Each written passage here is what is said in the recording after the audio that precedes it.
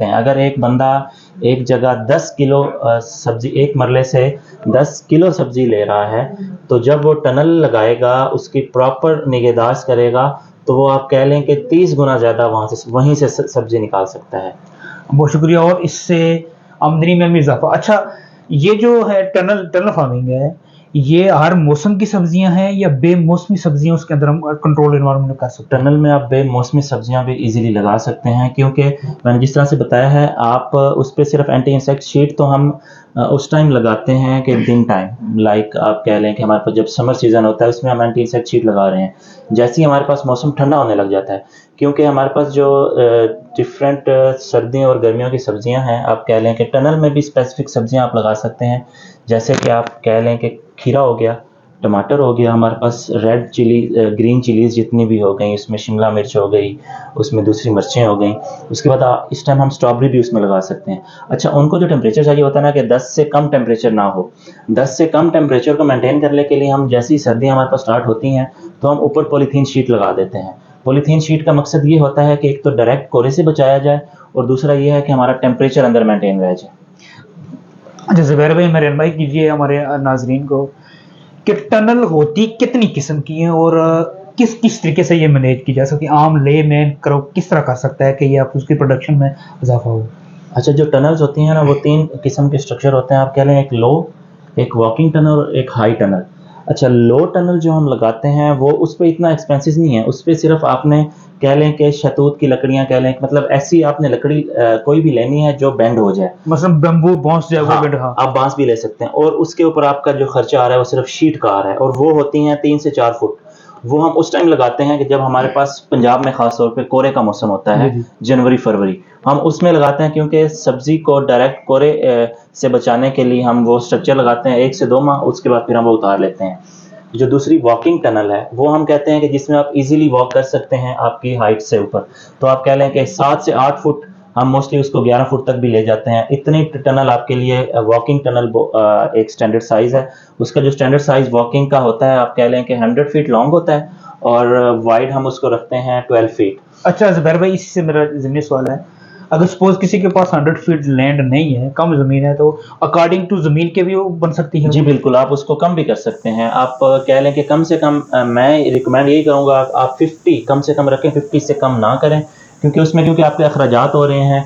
और जो बंदा 50 को मेंटेन कर रहा है, मेरे ख्याल से 100 फीट वाइड टनल भी उससे मेंटेन करने में कोई इशू नहीं है। अच्छा, ये वॉकिंग टनल जिस तरह आपने लो टनल का बताया, ये भी इसी तरह के सेम स्ट्रक्चर से वो बन जी सकता है? बिल्कुल, उसका सेम स्ट्रक्चर है। ऊपर आपने एंटी इंसेक्ट शीट लगानी है, और उसके ऊपर जैसे ही हमारे पास ठंडा मौसम आ जाता है, तो हम उसके ऊपर पॉलीथीन शीट लगा लेते हैं, और फिर नीचे हम उस पर कुछ साइंटिफिक वेज यूज़ करते हैं, जैसे कि हम उसके ऊपर मल्चिंग शीट बिछाते हैं। मल्चिंग शीट बिछाने का मकसद ये होता है कि एक तो वो हीट को स्टोर रखे हुए वो ब्लैक शीट होती है, और दूसरा ये होता है कि हमारी जो एक्स्ट्रा आप कह लें जड़ी बूटियाँ जितनी भी होती हैं, उससे उसको उगने से वो बचाया जाए। हम सिर्फ उसमें मल्चिंग शीट में सुराख सिर्फ अपने पौधे की रिक्वायरमेंट के मुताबिक करते हैं। जहाँ हमने पौधा लगाना है, सिर्फ हम वहाँ सुराख करेंगे, ताकि फोटोसिंथेसिस का अमल भी रहे। और एक चीज़, मेन चीज़ मैं बताता चलूँगा कि मोस्टली एक लोगों से इंटरेक्शन होती है, तो लोग कहते हैं कि हम वो जो दूसरी ग्रीन शीट है वो भी तो इसमें लगा सकते हैं। ग्रीन शीट हम टनल में नहीं लगाते। उसकी रीज़न ये है कि ग्रीन शीट शेड करती है, और शेड हमें नहीं चाहिए, क्योंकि फोटोसिंथेसिस के अमल के लिए पौधे को रोशनी चाहिए। वाइट शीट हम लगाते हैं जो रोशनी का एक जरिया होती है। अच्छा, रोशनी से मुराद हम सनलाइट लेते हैं या कोई भी रोशनी से फोटोसिंथेसिस का प्रोसेस स्टार्ट होता है? फोटोसिंथेसिस के प्रोसेस के लिए आप नॉर्मली हम ये लाइट भी लगा सकते हैं, अच्छा, जो इससे भी बल्ब है। इनिशिएट हो जाती है? बिल्कुल इजीली हो जाती है। इस पे ज़रूरी नहीं है कि उसको चाहिए, सिर्फ लाइट चाहिए। लेकिन ये है कि इस लाइट का और जो नेचुरल लाइट है, उन दोनों में फ़र्क होता है। और ये भी मैंने रिसर्च आप कह लें कि मेरे हाथ से गुजरी हुई है, मैंने की हुई है NARC में। और हम टमाटर इस तरह से लगाया था। एक हमने टमाटर जो पूरे ग्रीन हाउस में आप कह लें, जिसको हम कंट्रोल इन्वायरमेंट दे रहे हैं, 8 घंटे का हमने टाइमर लगाया हुआ था। बल्ब 8 घंटे चलता था, 8 घंटे बाद बल्ब ऑटोमेटिकली बंद हो जाता था। और दूसरा जो हमने टमाटर बाहर लगाए थे, दोनों में ज़मीन आसमान का फ़र्क था। एक तो उसकी हाइट के मुताबिक भी आप कह लें, उसका फ्रूट भी उस तरह से नहीं था जो हम मसनूई रोशनी दे रहे हैं, और जो आप नेचुरल रोशनी दे रहे हैं उसका ज़रा फ्रूट भी अच्छा था। लेकिन ये है कि आप चीज़ें इजीली मेंटेन कर सकते हैं। ऐसा कुछ भी नहीं है कि हम कहें कि जहाँ पे रोशनी बिल्कुल नहीं है हम उस तरह से क्या करें, तो उसमें आप मुस्लिम रोशनी का बंदोबस्त कर सकते हैं। बहुत शुक्रिया। अच्छा, आप बात कर रहे थे स्ट्रक्चर पे, तीसरा स्ट्रक्चर आप जो एक वॉकिंग टनल के बाद जो बता रहे थे? तीसरा स्ट्रक्चर जो हमारे पास है वो हाई टनल होता है। हाई टनल पे कॉस्ट थोड़ा सा ज़्यादा आती है, तो हम उसको कस्टमाइज स्ट्रक्चर कह सकते हैं कि हम अपनी मर्जी से पाइप लेते हैं, लोहे के पाइप, और उसको वेल्ड करवाते हैं। जैसे मैंने बताया है कि जो वॉकिंग टनल है वो हम अपनी मर्जी से उसको कस्टमाइज नहीं कर सकते, क्योंकि जो पाइप है, जो हम जीआई पाइप लेते हैं, उसका जो साइज़ होता है, उसकी जो लेंथ होती है वो 22 फुट की लेंथ होती है। जब हम उसको बेंड करवाते हैं तो वो 12 फुट पे हम एक पाइप लगाते हैं। लेकिन जो वॉकिंग हाई टनल है उसमें आप अपनी मर्जी का, फॉर एग्जांपल एक बंदा कहता है कि मेरे पास 1 कनाल जगह है और मुझे 1 कनाल जगह पे ही मुझे टनल लगवानी है, तो फिर हम उसको हाई टनल का मशवरा देते हैं कि आप वो लगवाएं। और उसमें ये होता है कि हाई टनल में आप जो ह्यूमिडिटी है उसको भी कंट्रोल रख सकते हैं, उसमें आप बड़े एग्जॉस्ट फैंस भी लगा सकते हैं, लेकिन वो थोड़ा सा कॉस्टली है। लोग इसीलिए कॉस्टली उस पे नहीं जाते, क्योंकि वो लोगों को अभी आइडिया नहीं है कि अगर हम इतनी इन्वेस्टमेंट कर लेंगे तो हमारा रेवेन्यू कितना जनरेट हो जाएगा, वो रिटर्न हो या नहीं। लेकिन अल्हम्दुलिल्लाह से टनल आप कह लें कि ऐसी चीज़ है जो आप इन्वेस्ट कर रहे हैं 1 साल नहीं तो आप 2 से 3 साल के अंदर अपनी इन्वेस्टमेंट भी वापस ले आते हैं, और ये है कि आगे 20 साल तक आप उस स्ट्रक्चर को इजीली चला लेते हैं। तो कमर्शियली पैसे भी आप अर्न कर सकते हैं। अच्छा जुबैर भाई, ये जो टनल है इसके लिए बेसिक रिक्वायरमेंट्स क्या क्या हैं?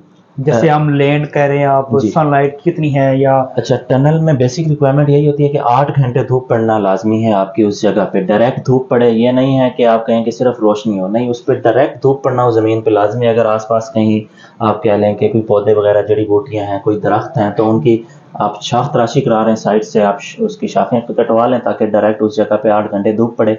दूसरा, पानी का सोर्स नज़दीक होना लाजमी है, नहीं तो उसका दूसरा हल ये किया जा सकता है, अगर कोई पानी का सोर्स दूर है तो आप कह लें कि 1 गैलन की या 2 गैलन की आप टैंकी ले लें और टैंकी को लेके रख लें। तीसरा ये है कि हम जो वे यूज़ करते हैं टनल में, रिकमेंड भी यही करते हैं कि आप इरिगेशन सिस्टम जो है वो आप ड्रिप इरिगेशन रखें।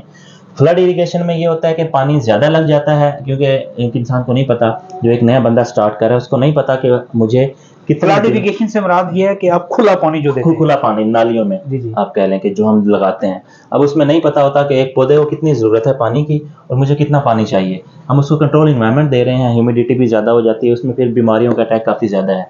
टनल का एक कंसेप्ट ये भी है कि अगर आप डेली उसको नहीं देख रहे तो आपकी इन्वेस्टमेंट फिर आपको करने का फ़ायदा नहीं, और अगर आपके पास टाइम नहीं है इतना मैनेज करने के लिए, फिर आप टनल पे ना जाएं। या अगर टनल लगा भी रहे हैं तो एक बंदा ऐसा रखें जो डेली उसको आके देखे। बीमारी का अटैक इसमें काफ़ी ज़्यादा होता है, कोई एक बीमारी इसको लग गई और टाइम पे अगर उसको कम्युनिकेट ना किया गया और टाइम पे उसका तदारुक ना किया गया, तो 2 नहीं तो मैं कहता हूँ 2 भी अभी ज़्यादा बता रहा हूँ, विद इन 24 आवर्स आपकी वो बीमारी फैलना शुरू हो गई, और ये एक्सपीरियंस किया हुआ है।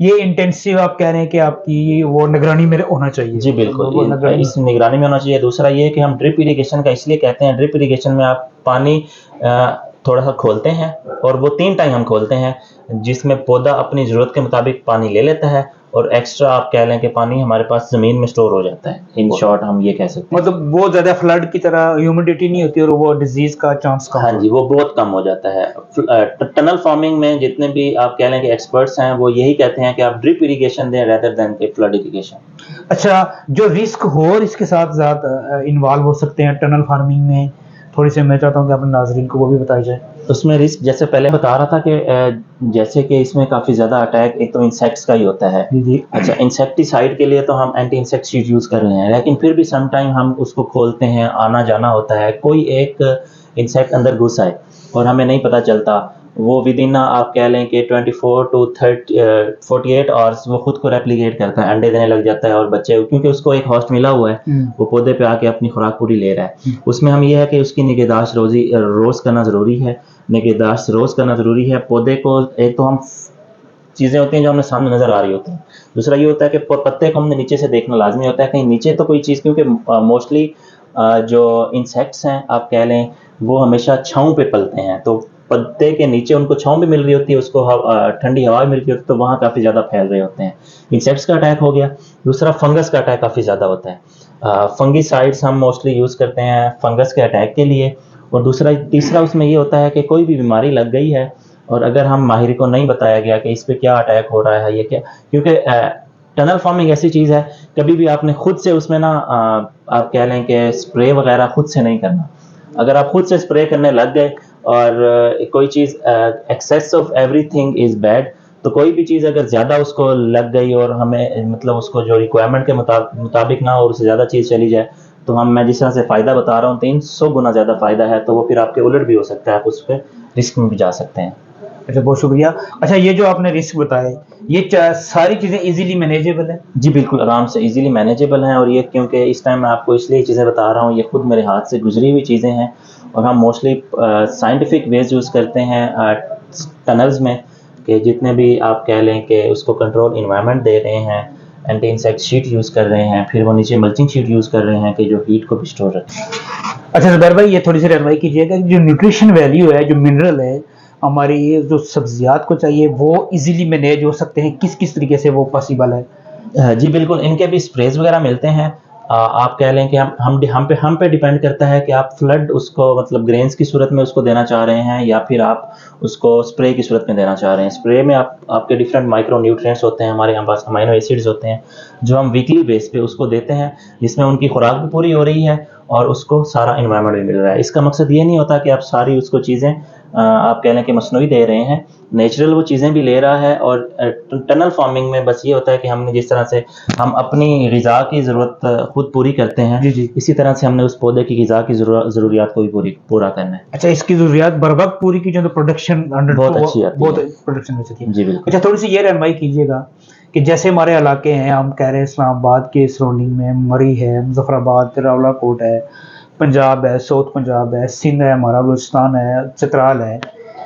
इसमें अगर टनल फार्मिंग लोग करें, अगर आम लेमन करे, तो कौन-कौन सी सब्जियाँ इसमें लगा के वो पैसे कमा सकते हैं? अच्छा, इसमें सबसे पहले मैं बताना चाहूँ कि अगर कोई बंदा स्टार्ट में इन्वेस्टमेंट करना चाह रहा है और वो चाहता है कि मेरी जल्दी से इन्वेस्टमेंट वापस आ जाए, तो हम उसको रिकमेंड करेंगे कि वो खीरे की फसल लगाए, क्योंकि खीरा ऐसे है कि जो 45 डेज़ के अंदर आपको फ्रूट देना स्टार्ट कर देता है। आप एग्जैक्ट 40 टू 45 डेज़ के अंदर आप फल उतारें, उसको मार्केट कर सकते हैं। लेकिन अगर इन अदर वर्ड आप टमाटर की तरफ जाएँ, टमाटर भी हम टनल में करते हैं, वो 90 डेज़ मतलब 3 महीने के बाद आपको फसल देना स्टार्ट करेगा। अच्छा, जो कुकुम्बर या खीरे की आपने बात की, जी। 40 या 45 डेज़ या फिर जो भी आपने बताया सर, इसके ये फल देना शुरू करता है, और ये आगे कितने तक जाता है, कितने अर्से तक? इसमें ये है कि जैसे मैंने आपको पहले बताया है कि हम इसकी ग़िज़ा जो है वो खुद से पूरी कर रहे हैं। अगर हम इसको टाइम पे ग़िज़ा दे रहे हैं, तो ये हमारा जो खीरा है, हम इसको वैसे जो मोस्टली आम खीरे की जो पैदावार है वो, और उसका आप कह लें कि लाइफ स्पैन है, वो सिर्फ 3 से 4 माह का होता है। मतलब ये है कि 45 डेज़ के अंदर उसने फल देना स्टार्ट किया, और नेक्स्ट 45 डेज़ तक वो आपको देता रहेगा, मुसलसल फल देता हाँ है। मुसलसल। लेकिन अगर हम उसकी न्यूट्रिएंट्स मैनेजमेंट अच्छे से कर रहे हैं, तो हम उसको 2 से 3 माह में भी ले जा सकते हैं। मतलब ये कहने का मकसद ये है कि आप उसको 4 से 5 और 5 से 6 माह तक भी लेके जा सकते हैं उस फल को और उस पौधे को। अच्छा, ये एक आपने बात की कुकुम्बर की, इसके अलावा कौन सी एक जो कैश क्रॉप जिसे हम कह सकते हैं, जिसमें से ज़्यादा बेनिफिट हो सकता है? इसमें अगर आप देखा जाए तो टमाटर काफ़ी ज़्यादा है, और टमाटर पे भी मेन जो चीज़ होती है कि सबसे आप बीज की सिलेक्शन और कितना अच्छा लेके जा रहे हैं। उसके बाद टमाटर के साथ साथ इस टाइम स्ट्रॉबेरी की भी टनल फार्मिंग स्टार्ट हो चुकी है। आप कह लें शिमला मिर्च है हमारे पास ग्रीन चिलीज़ जितनी भी हैं, हम उसको इजीली मतलब आप ऐसी चीज़ें टनल में कर सकते हैं जिनकी हाइट आप कह लें कि 8 फुट से ज़्यादा ना हो, क्योंकि हम जो वॉकिंग टनल है उसको ज़्यादा प्रेफर करते हैं, क्योंकि लोग जो आप कह लें कि स्टेक होल्डर्स हैं, इन्वेस्टर्स हो गए, वो इन्वेस्टमेंट इसमें इसलिए नहीं करते। वो कहते हैं कि एक तो ये टाइम टेकिंग है, रोज़ कौन देखे, दूसरा ये है कि इसमें रिस्क फैक्टर ज़्यादा आते हैं। रिस्क फैक्टर इतने ज़्यादा नहीं होते हैं, ये हमारा सिर्फ एक माइंडसेट बना हुआ कि इसमें रिस्क फैक्टर ज़्यादा है। रिस्क फैक्टर तब होंगे कि जब हम उसकी डेली निगहदाश्त नहीं करेंगे। कि डेली निगहदाश्त हम कर रहे हैं, तो इसमें अर्निंग हमारी काफ़ी ज़्यादा है। बहुत शुक्रिया। ज़ुबैर भाई, आखिर पे आप कोई मैसेज देना चाहें कि लोग ज़राअत की तरफ और इस तरफ आएँ और पैसे कमाएँ, तो? लास्ट मैसेज यही है कि मैं लोगों को ये कहूँगा, इसको ऐसा जहाँ हम दूसरे चीज़ें सिर्फ आप कह लें कि पायलट के तौर पे या सिर्फ चेक करने के तौर पे बाकी चीज़ों में इन्वेस्ट करते हैं, मैं कहता हूँ इसमें आप इन्वेस्ट लाजमी करें। आप चेक करें, आपको एक्सपीरियंस अच्छा हो जाएगा। और इसका ये भी है कि टनल का जितना स्ट्रक्चर आप इन्वेस्ट कर रहे हैं, अगर अल्लाह ना करे आपका ये प्रोजेक्ट फ्लॉप हो जाता है, तो 25% लॉस पे मीन्स के 75% आपकी इन्वेस्टमेंट वापस आ जाती है। 25% आपको लॉस होगा, आपका स्ट्रक्चर वो सारा एज इट इज़ बिक जाता है। तो वो दोबारा रीसेल हो जाता है। जी, रीसेल हो जाता है। बहुत शुक्रिया। हमने बात की ज़राअत, इस मुल्क की जो किस्मत जुड़ी है वो ज़राअत से जुड़ी हुई है, और ज़राअत में बहुत सारी चीज़ें हैं। शहद के पूरे मुल्क में हो सकता है, किचन गार्डनिंग की हमने बात की है, और टनल फार्मिंग, ये एक ऐसा काम है कि जिससे इस मुल्क की तकदीर बदल सकती है। नेशनल जीडीपी में इसका इजाफा हो सकता है, और हमारा इकोसिस्टम बेहतर हो सकता है, अच्छी सब्जियात हमें मिल सकती हैं, और ना सिर्फ हमें उसकी कैश प्राइस से होगी, जो हेल्थ इम्प्रूव होगी वो काउंटलेस है। तो उम्मीद है आप हमारे चैनल को लाइक करेंगे, सब्सक्राइब भी करें, और आप हमें कीमती राय से हमें ज़रूर आगाह कीजिए। बहुत शुक्रिया। अल्लाह हाफिज़।